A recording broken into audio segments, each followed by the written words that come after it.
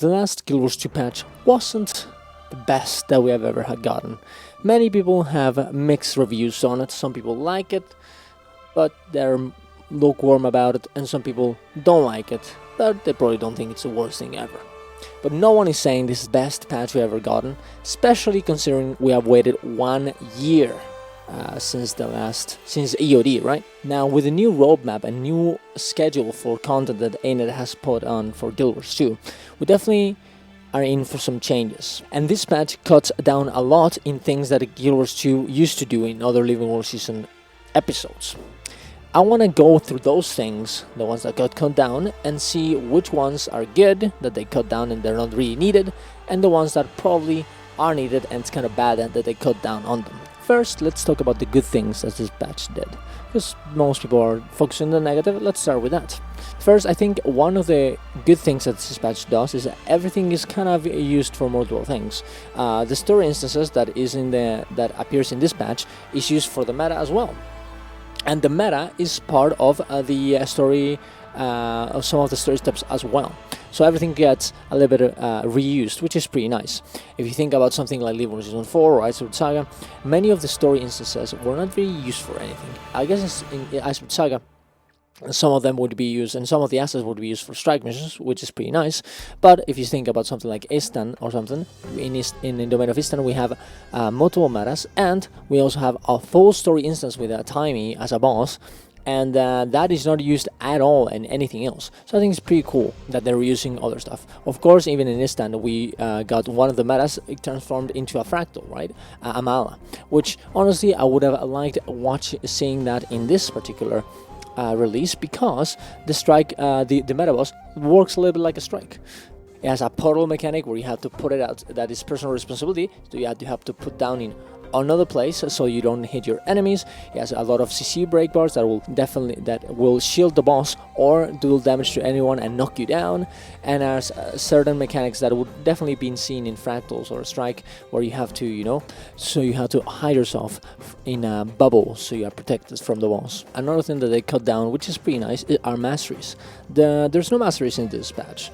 Sure, the filters do appear, and they're kind of like what you would expect from a mastery, especially from an Iceberg Saga mastery, but it's not that intricate, so they definitely, and it's not much interesting, so they definitely were like, well, it's not enough to be a mastery, let's keep it that way. It's just like a cool thing that you can do in this map and nothing else. Of course, I would have loved if the filters would have become something bigger, so they could eventually make it a mastery. Imagine if instead of just giving you if the filter, instead of only giving you toughness and a little bit of magic find, it was a lot of magic find for less time on the filter, or maybe, who knows, maybe a big boon that is permanent on this map. Like, they could have definitely played with it way more, considering this is only one map. It doesn't have to go through every other place. Imagine if in this map you could be more powerful than in others. It would make it more interesting and more fun to play this map and this meta. But even then, I think it's okay to not have a mastery each of the releases. The meta is pretty okay. It has some cool interaction with turtles by using it to push through the gates to destroy the generator so you can get into the keep. Maybe a little bit simplistic, especially afterwards, because only the first keep is very interesting, because you have to kill the generators. After that, it's just killing the gate and you're done. And the escorts are always the same, which kind of becomes a little bit too much in my opinion. You can't make them very fast either. It's just always like around the same amount of time that you can't really do a lot with it. The exploration being caught is kind of a mixed bag for me. I understand this is a map meta. This is essentially just one map with one meta and nothing else. And you can see those things in things like Drizzlewood North and stuff, which I think it's okay from time to time. But I do think it's kind of sad that you only do the escort and you're not incentivized to explore more towards the sides. There's not really a lot to do. Just do the escort and nothing else. And I think it would be interesting and very fun if you were doing the escort and sometimes you're like, hey guys, this event is happening here. Let's go do that. It's more profitable. It helps you. It'll help us do it faster later. Maybe it gives you more power, more, I don't know, something to incentivize the player to go around and do other stuff while they're doing the meta. That makes it feel the map more alive. I completely understand that most of the events in many maps are never ever done. They're just there and no one does them. But I think it's okay to have, specifically in this particular type of metas, incentives for you to explore. I think that's perfect and that's nice, and I think they should do that. The interactions with the turtles is pretty fun, you know, going with your turtles to destroy the gates, the facades, everything. It's pretty cool. I am kind of disappointed that there's not that much happening. It just repeats itself over and over again. And the first part of the meta is way more interesting than the later ones. In the first one, you have to kill those generators on top of the wall, so you have to climb up and then get your siege turtle in or something like that. And the other ones, you just kill a gate, which is kind of way less interesting. And I'm kind of sad that that is the case.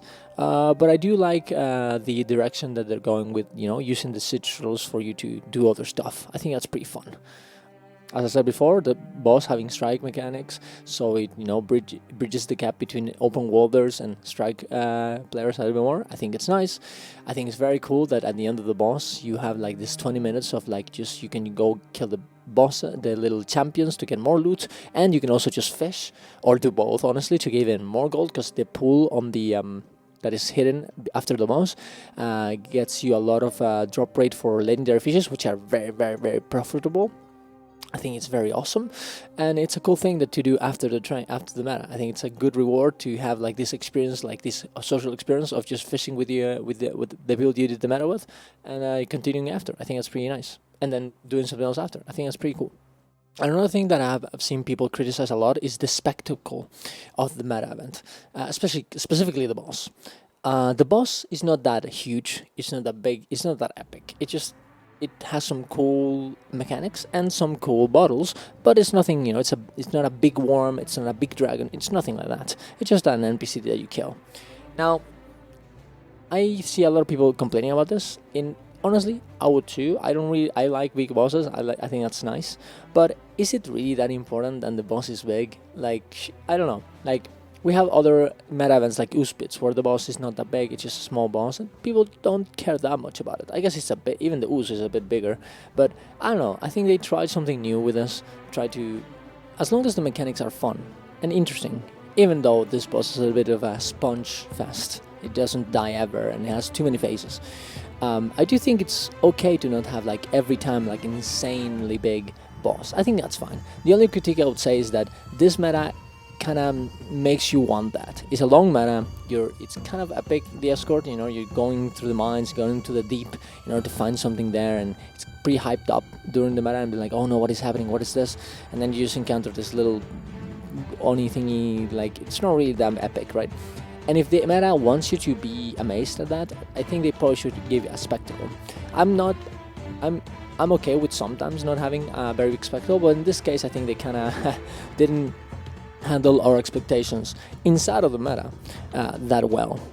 I also think the boss could have, I would have liked the boss having a little bit more movement. It would have been nice if, because there's 3 platforms, you would have to like move around and rotate through, you know, you get a debuff essentially that tells you that, hey, if you're not in the next platform and you need to move now, you know, if you're not in the next platform, you have to, you know, you won't do any damage or whatever. I think that would be okay. It's a little bit too static for my taste, in my opinion. For things that they cut down on, and they're not that good, I think this map does not have that much of this meta does not have much grindable content. Sure, there's some achievements like the ambushes ones, and you have some sets like the ascendant weapons, but honestly you can do them in reward tracks regardless, and the full set of Luxon weapons that you get by just playing the meta, you can just buy them from the training post, so they're just gold, right? It's not that big of a deal. Sure, they give you cool skins, but I mean, if you can just buy the rewards, what's the reasoning from doing this meta in particular than the other ones?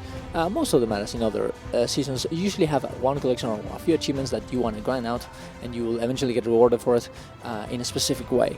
This one doesn't have that much of it, and that kind of sucks. Sure, you have the variants which came with this patch, and they're tied to this specific meta, but to be honest, that's a little bit of a, I mean, it's like a saving grace of the patch, I guess. Most people are not going to go for the variants, right? You probably want something for the casual people, the casual player, to do in this map as well. As I said before, the mechanics of the meta are very repeatable, and they're not that much fun, especially if you do it multiple times. It almost feels like a worse version of Fort Aspenwood, when you have to do essentially the same things, but it's faster and it's a little more engaging, honestly, in terms of, at least with the siege turtle. And comparing to that, it seems a little bit weird that they would just do only this and not more. Also, if you see the map closely, you kind of see about this almost like a third lane in the middle that is not used at all, and there's one NPC there that usually walks around there. And honestly, I'm gonna say that probably there was like third lane in the middle and they just didn't finish it, which is kind of weird. I guess they run out of time, and honestly, most of the patch seems a little bit like they'd run out of time. The story is also not that long. It almost feels like you appear there, there's like a mystery, you talk to some NPCs, and then boom, you have to go solve the mystery, and the boss appears, and it ends. It's not really that long. It seems to end like randomly, and that kind of sucks, honestly. And I'm not expecting the patch to have multiple story instances where you have to like pass like 40 minutes just doing a story instance. I don't think that's needed. We can just have like different instances where we just talk to the characters, not fully voice acted, just the important parts voice acted, and you can talk to them more in just text to have more time to spend with them, if you're interested in that kind of things, so you can digest what's happening for longer and not get completely and not just feel like randomly a boss appears and you have to kill it, right? Honestly, most of this patch seems like they just ran out of time. The filters being okayish, but being there and just not being that intricate. The meta being a bit too spongy in too many faces, not that much movement. The third lane just randomly there, not many things to do around the map, even while you're doing the meta. The escorts being essentially copy-pasted all over again, and actually getting less interesting the more the meta progresses. And the story being very, very short, it almost seems like they just had to put something in here, and then they just put it there, and because they needed some type of content after 1 year, and they just didn't finish it. It does seem like that. A lot of scrapped ideas, and maybe not quite there on what they wanted, I feel like. So what is the conclusion of all of this? I think at the end of the day, the patch isn't that bad, but it's also not the greatest thing ever. There's some good things about it, some cool things that they have cut down, and I'm kind of happy to see them cut down on some things that we just don't really need in the next patches, I think, and that can give them more time to develop it more, to develop the next releases more, give us more content in otherwise, and I really do hope that they continue doing this in that regard, but focusing on things that they didn't need to be there, good bosses, good story, good mechanics, and if they do masteries, do them well, do them interesting, so everyone is happy about it, and you can have a good thing in the patch, right? I think at the end of the day, back in Guild Wars Season 4 and Esper Saga, we used to get way too much in free content patches, and of course you buy them with gems, but if you were there, it was free. So for most people, it was free. So I think it's okay for them to cut down a little bit on that and focus on getting better things for expansions, and of course also cutting on things that are not really that needed for us to have fun with the game. I also think Einat should have also told us that this was not going to be that big of a patch, because the expectations fucked over everyone, because everyone thought we are going to get something like the Season 4 episode on this patch, which I understand. I mean, I was expecting something like that as well, a little bit at least, and the difference in expectations definitely fucked everyone over and made everyone sad, which is not good, right? I am excited about the next patch, and I don't think it's gonna be worse than this in terms of content. I think the more we wait, we're gonna get the better.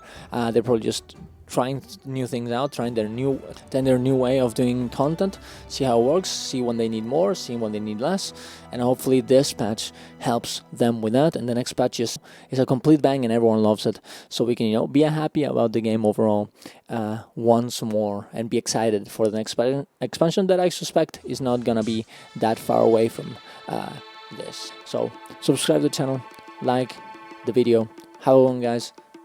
See you around. Bye bye.